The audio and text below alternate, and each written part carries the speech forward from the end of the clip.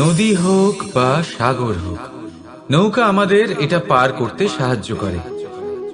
এই নৌকা কখনো কখনো ডুবেও যায়। এবারে এখানেই লুকিয়ে রয়েছে একটা শিক্ষা। অটল জলে এই নৌকা থাকে, তবুও ডুবে যায় না। এটা তখন ডুবে যায় যখন সেই জল নৌকায় প্রবেশ করতে থাকে। যখন জলের স্তর আস্তে আস্তে নৌকায় বেড়ে যায়, তখন নৌকা ডুবে যায়। এবার এটা আমাদের সাথেও হয়। বাইরের সমস্ত সমস্যা, সমস্ত বিপদ, সমস্ত সংকট, সমস্ত দুঃখ, এই সব আমাদের ততক্ষণ ভাঙতে পারে না যতক্ষণ না আমরা এদের আমাদের অন্তরে প্রবেশ করতে দিই। একবার এরা প্রবেশ করে গেলে আমরা ভেঙে গড়িয়ে যাব, ডুবে যাব। এই মনে আগেই প্রেম আর বিশ্বাস ভরে ফেলুন।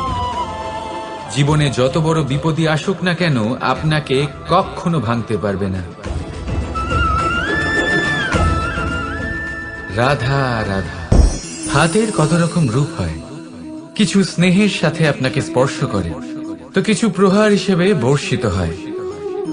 কিছু বন্ধুত্বের নামে আপনার দিকে অগ্রসর হয়, তো কিছু শত্রুতার দিকে আপনাকে টেনে নিয়ে যায়। কিন্তু কখনো ভেবে দেখেছেন যে কোন হাত বেশি মূল্যবান? যখন আপনি সফল, যখন আপনি ভালো কাজ করেন, তখন কিছু হাত আপনার জন্য করতালি দেয়।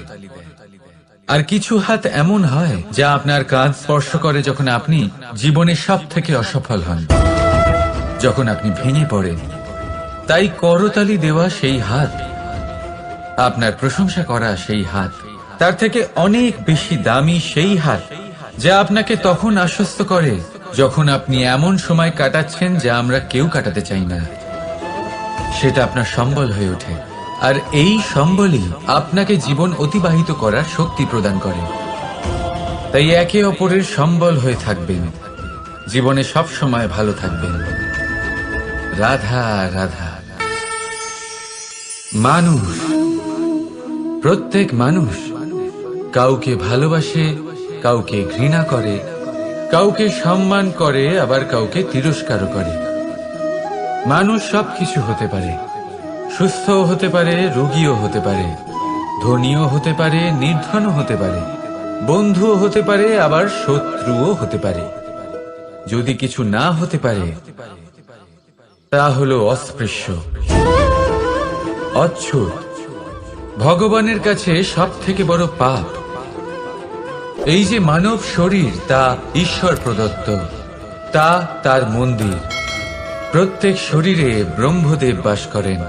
তাই শরীরের অপমান করা, সেটা ছোঁয়া থেকে দূরে থাকা, এটা কখনো করবেন না। এই জীবনে ছুত অছুত কখনো বিচার করবেন না। পরমেশ্বর যা দিয়েছেন তার সম্মান করতে শিখুন। আর আসুন আমার সাথে ভালোবেসে বলুন, রাধা রাধা। কখনো আপনি কোনো কুমোরকে দেখেছেন যারা মাটির পাত্র বানায়? প্রথমে সে ভিজে মাটি মাখে, তারপর তাকে গড়ে, তারপর তাকে চাকায় দিয়ে সঠিক আকার দেয়। যদি আকার ঠিক না হয়, তা তক্ষুনি ঠিক করে দেয়, কারণ সে এটা জানে যে একবার এটা আগুনের তাপে দিয়ে দিলে, একবার এটা শুকিয়ে গেলে, তারপরে এর আকার কখনোই বদলানো যায় না। এখানে লুকিয়ে আছে একটা শিক্ষা, সমস্ত মাতা পিতার জন্য একটা শিক্ষা। মাতা পিতাও তো এরকমই হয়। তাদের নিজেদের সন্তানকে সঠিক সময় মতো শ্রেষ্ঠ শিক্ষা দেওয়া উচিত। মাতা পিতা যেন কখনো তাদের বিধাতা না হতে চান, কিন্তু প্রতিটা মুহূর্তে সবসময় চেষ্টা করুন তাদের সঠিক পথ দেখানো। কখনো কোমলতা দিয়ে, কখনো ভালোবাসা দিয়ে, আর কখনো কঠোর হয়ে। তার জীবনকে, তার ব্যক্তিত্বকে আকার দেওয়ার চেষ্টা করুন। কারণ যেমন মাটি একবার শুকিয়ে গেলে তারপর সেই পাত্রের আকার বদলানো যায় না, ঠিক সেইভাবেই আয়ুর বৃদ্ধির সাথে সন্তানের শিক্ষা কখনোই বদলানো যায় না। তা মনে রাখবেন। রাধা রাধা। কখনো কোনো বাচ্চাকে দেখেছেন? কত কিছু ঘটতে থাকে তার জীবনে।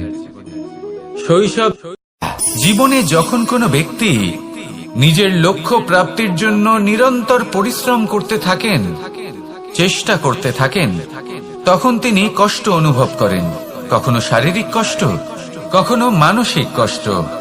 এবার উনি এটা ভাবতে থাকেন যে আমি কি উচিত করছি নাকি অনুচিত করছি। কারণ অন্যদিকে এমন একজন ব্যক্তিও আছেন যিনি একদমই পরিশ্রম চেষ্টা করছেন না।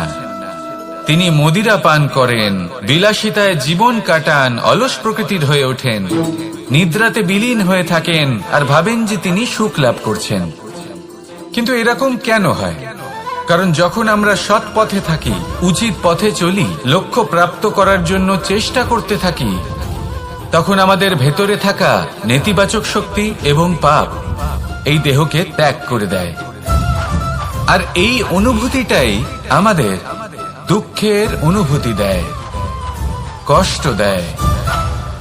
এবার সেখানে যদি আমরা কুপথে চলি, অনুচিত পথে চলতে থাকি, তাহলে আমাদের ভেতরে থাকা পুণ্য এবং ধনাত্মক শক্তি আমাদের দেহ ত্যাগ করে দেয়। আর এই অনুভূতির কারণেই আমরা সুখ অনুভব করি। কিন্তু কখনো ভাববেন যে এই সুখ বেশি সময় পর্যন্ত থাকে না। সেই জন্য সবসময় মনে রাখবেন, যদি আপনি জানেন যে এটাই আপনার লক্ষ্য, এটাই উচিত পথ, শুভ পথ, তাতে নিরন্তরভাবে এগিয়ে যেতে চেষ্টা করতে থাকুন। এই কষ্ট আপনাকে সুখের পরাকাষ্ঠায় কখন পৌঁছে দেবে তা আপনি জানতেই পারবেন না।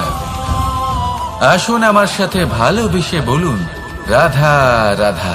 প্রত্যেক মানুষ নিজের জীবনে হীরক তথা হীরে এবং দর্পণ এই দুই দেখেছেন। এই দুই হলো সাদা এবং এরা দুজনেই আলোর প্রতিফলন ঘটায় এবং এরা দুজনেই উজ্জ্বল হয়ে ওঠে। আপনি হয়তো মনে মনে ভাবছেন যে এটা কি ধরনের তুলনা করছি। একটা হীরে তো রত্ন, তার মূল্য দর্পণের থেকে অনেক গুণ বেশি। কিন্তু হীরে থাকাতে দর্পণের মূল্য কিন্তু কোনো অংশে কমে যায় না, তাই না? মানুষ যখন হীরে নিজের হাতে নেয় তখন সবার আগে কি খোঁজে? দর্পণ, যাতে তার মধ্যে দিয়ে দেখে সে বুঝতে পারে যে সেই হীরে আদৌ তার শোভাবর্ধন করছে কিনা, তাকে ভালো দেখাচ্ছে কিনা, প্রসাধনের জন্য সেটা ব্যবহার করা ঠিক হবে কিনা। অর্থাৎ হীরের উপস্থিতিতে দর্পণের গুরুত্ব কম হলো না, দর্পণের কারণে হীরের মূল্য বোঝা গেল। আমাদের জীবনেও ঠিক এরকমই ঘটে। আপনারা যদি সংসারে নিজের আশেপাশে দেখেন, এমন অনেক মানুষ দেখতে পাবেন যারা নিজেদের ক্ষেত্রে মহান স্থানে পৌঁছেছেন, নিপুণ এবং শ্রেষ্ঠ হয়েছেন। আর তাদের মধ্যে আপনার নিজের মনে হয় যেন আপনি হলেন দর্পণ। নিজেকে ছোট মনে করবেন না। আপনার মূল্য কম হচ্ছে না, আপনার নিজস্ব মূল্য আছে। আর যদি আপনার অস্তিত্ব না থাকে তাহলে ওনাদের অস্তিত্বের মূল্য সংসার বুঝতেই পারবে না। জীবনে সবসময় চেষ্টা করবেন যাতে আপনি আরো বেশি শ্রেষ্ঠ হয়ে উঠতে পারেন। আপনি নিজে যে স্থানে আছেন সেটাকে ছোট মনে করবেন না, তারও নিজস্ব একটা মূল্য আছে। যদি আপনি হীরে হয়ে থাকেন তাহলে অহংকার করবেন না, যদি আপনি দর্পণ হয়ে থাকেন তাহলে নিজেকে ছোট মনে করবেন না। আসুন আর আমার সাথে ভালোবেসে বলুন, রাধা রাধা। উপহার, উপহার কারোর জন্য বস্তু হতে পারে তো কারোর জন্য অনুভূতি। কিন্তু এই উপহার সকলের ভালো লাগে। এবার যদি জিজ্ঞেস করা হয় যে উপহার কিরকম হওয়া উচিত, তাহলে কেউ বলবে যে উপহার এমন হওয়া উচিত যার সাথে আমরা সোনার উপর তুলনা করতে পারি। কেউ বলবে এমন উপহার হওয়া উচিত যা পেলে কারোর মন খুশি হয়ে ওঠে, সে আনন্দ উপভোগ করে। ব্যক্তি উপহার যা দিচ্ছে তা নির্ভর করছে তার আর্থিক অবস্থার উপরে। কিন্তু উপহার যাই হোক না কেন, তাতে একটা অনুভূতির অভাব কখনোই থাকা উচিত নয়। আর সেই অনুভূতি হলো ভালোবাসার অনুভূতি।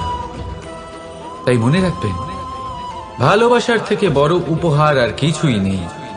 আর যদি ভালোবাসার এই উপহার আপনি লাভ করেন, তার থেকে বড় আর কোনো সম্মান নেই। রাধা রাধা।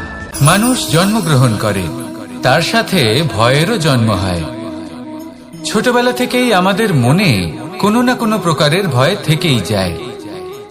কেউ এই বিষয়ে ভয় পায় যে তার কোনো বস্তু তার থেকে দূরে চলে যাবে, কেউ এই বিষয়ে ভয় পায় যে আমি নিজেকে হারিয়ে ফেলব। কেউ এই ভেবে ভয় পায় যে আমার প্রিয়জনেরা তারা যেন আমার থেকে দূরে না চলে যায়। কেউ এই ভেবে ভয় পায় যে আমরা যেন পথ না হারিয়ে ফেলি, আদি ইত্যাদি। কিন্তু সত্যি কথা বলতে ভেবে দেখুন, এই ভয় বাস্তবে কি? শুধুই একটা মনস্থিতি, আর কিছুই নয়। যা কিছু আপনি জীবনে পেয়েছেন তা একদিন আপনাকে হারাতে হবে। এই জীবন হলো আপনারই, কিন্তু তাও একদিন সমাপ্ত হবে। তাই ভয় পেয়ে কি লাভ? এই ভয় শুধু আপনাকে জীবন যাপন করা থেকে বাধা দিচ্ছে, আর কিচ্ছু নয়। পথ হারিয়ে ফেললেই বুঝতে পারবেন যে নতুন পথ কিভাবে বানাতে হয়। কিছু মানুষকে জীবন থেকে হারালে তবেই আপনি বুঝবেন যে আপনার আপনজনকে। এই ভয়ের কারণে ভীত হয়ে থাকবেন না। এই তারা নক্ষত্র অন্ধকারের অভাবে গুরুত্ব হারায়। শিবকেও মহাদেব হওয়ার জন্য